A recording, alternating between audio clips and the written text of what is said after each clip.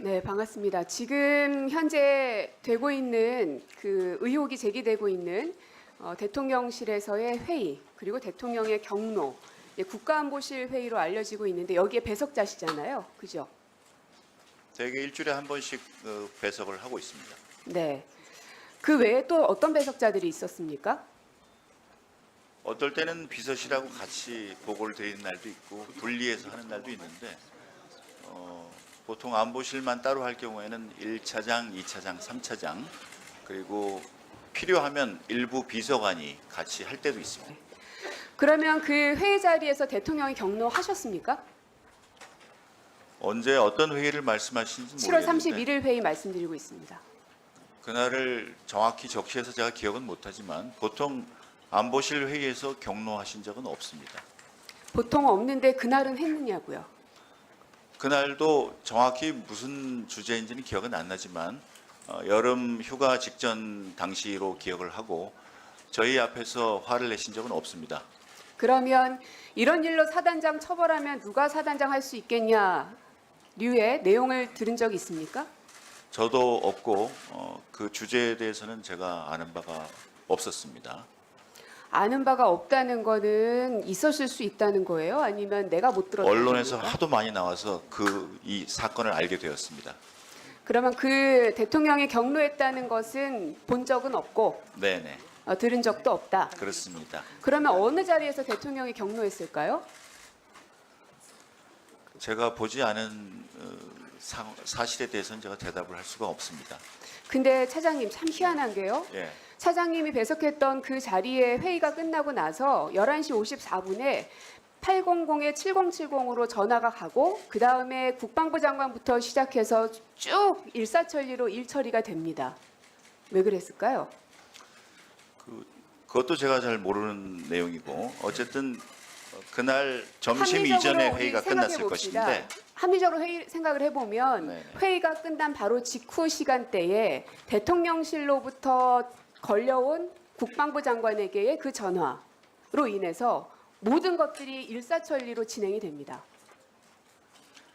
이상하지 않습니까? 누가 어떻게 누구에게 전화를 했는지는 제가 모르는 얘기지만 대통령의 입장에서는 궁금하게 생기면은 어떤 실무자에게건 수시로 전화를 하시는데 그 전에 이루어진 안보실 보고에서 이 사건이 보고되지는 않았습니다. 대통령이 수시로 누군가에게 전화는 하신다. 그러면 대통령께서 전화하셨을 수도 있겠네요. 평소에 일하는 방식이 궁금하면 물어보시는데요. 그날 일과 이 사건이 서로 연관된다고는 제 지식에는 지금 연관이 되질 않습니다. 그날은 무척이나 중요한 날이었습니다. 그리고 7월 31일에 그 회의 이후에 800에 7070 전화 이후에 국방부 장관이 움직였습니다. 누가 전화했길래 국방부 장관이 움직였을까요? 그거는 제가 판단할 사항은 아닌 것 같습니다. 들어가십시오. 네. 안보실장님 계시죠? 800에 7070이 안보실장 번호라는데 맞습니까? 그 제 번호 아닙니다. 아닙니까? 예. 그러면 안보실 보좌관실 혹시 번호입니까? 아니요, 그 제가 알기로는 저희는 4자로 시작하는데. 그렇습니까? 네. 그러면 비서실장님께 여쭐까요? 비서실장님 800에 7070 번호이십니까? 처음 듣습니다. 처음 듣습니까? 예. 말씀 잘하셔야 됩니다. 네네네. 왜냐하면 이미 대통령실에 있는 여러분들의 그 번호를 명함을 제가 통해서 기억하지 못하고 있습니다. 모든 번호들은 다 기자들에게도 가 있을 겁니다. 명함에 다 네네네. 적혀 있기 때문에. 지금 말씀하신 그 번호를 기억하지 못하고 근데 있습니다. 어쨌든 비서실장님 번호는 아니다. 네. 비서실장님 번호도 아니고 안보실장님 번호도 아니고. 그러면 대통령인가요? 그 대통령실의 전화번호는 기밀상 외부로 유출할 수가 없게 되어 있습니다. 확인할 수 없다는 얘기겠죠. 자, 윤재순 총무비서관 나오셨죠? 잠깐 마이크 전달해 주십시오.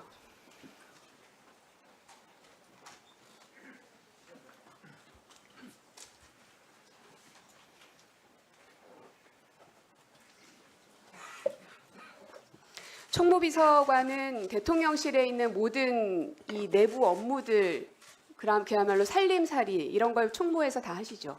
예. 네. 전화번호가 이 800에 7070이 도대체 누가 전화했냐 그리고 어느 방에서 쓴 전화이냐. 저는 사실 안보실장 라인을 좀 의심을 해봤는데 4자로 시작한다고 말씀을 확인을 해주셔서 결국 안보실은 아닌 겁니다. 그리고 비서실장 방도 아닌 겁니다. 그럼 지금 큰 덩어리 2개가 제외가 됐습니다. 그럼 대통령실 집무실인가라는 이제 의심을 갖고 있는 겁니다. 지금 대통령실에서 쓰고 있는 여러 회선들이 있죠. 예. 네, 회선 관리 어떻게 하시죠? KT에서 직접 합니까? 그거는 국가안보와 무슨 대통령실의 국가안보입니까? 보안 관리에 관한 사항이기 때문에 그거는 말씀드릴 수가 없습니다. 아, 이 회선 관리는요. 대통령실과 같은 중요 기관은 물론이려니와 일반 회사들도 KT에서 직접 하지 않고 이 사설 교환기라는 걸 설치해서 거기서 일괄적으로 합니다. 맞습니까? 그것도 말씀드릴 수 없습니다. 그러면 뭘 말씀드릴 수 있습니까? 제가 답변할 수 있는 사항을 질문하시면 성심성의껏 그러면 답변하겠습니다. 이러한 회선 관리 업체라든지 계약 이런 것들은 다 총무에서 하는 거 맞지요? 그렇습니다. 네. 그러면 이 전화 회선이 재배치됐다는 이야기가 있습니다. 들어본 적 있으십니까? 그것도 말씀드릴 수 없고요. 제가 전화번호 재배치하고 그런 자, 올 기억은 초에 없습니다. 회선이 재배치됐다는 이야기들이 나오는데 이것은 누군가가 이 전문가가 손을 만져서 했을 테이기 때문에 이것은 뭐 비서관님께서 비밀로 한다고 해서 비밀이 되어지지는 않을 것 같고요. 이 사설 교환기를 관리했을 업체가 분명 있을 겁니다. 그 계약 관계는 당연히 총무비서관실에서 했을 거고요. 통상적으로 이런 업무들은 다 총무에서 하시잖아요.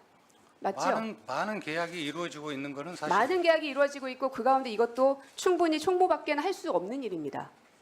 그러면 이 회선이 재배치가 됐는지 만약에 재배치한 게 확인이 되면 이거 증거인멸입니다. 동의할 수 없습니다. 아, 회선 재배치가 확인이 됐음에도 불구하고 그것은 증거인멸에 해당되지 않는다. 우리가 보통 쓰던 핸드폰을 중요한 예, 시기에 예. 교체를 할 끊어주세요. 경우에 네. 증거인멸 자, 마무리해 주시기 바랍니다. 고민정 의원님.